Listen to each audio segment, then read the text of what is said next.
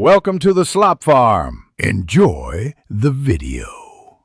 In this video, I will explain how to play the Forest King Pillar Chase 2. This exciting game challenges you to navigate a dynamic environment, avoiding dangers while collecting valuable items. We'll cover the core mechanics, ensuring you grasp the fundamental controls and objectives right away. Get ready to master the initial steps and set yourself up for success in this thrilling adventure. The primary objective is to gather all 10 glowing orbs scattered across the map. As you move, you'll need to skillfully dodge the various moving pillars and environmental traps that appear. Utilize your character's jump and dash abilities to traverse gaps and escape tight situations. Mastering these movements is crucial for survival and progression through the levels.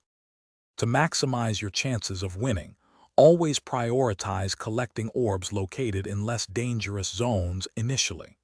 Take a moment to observe the movement patterns of the pillars. They often follow predictable routes.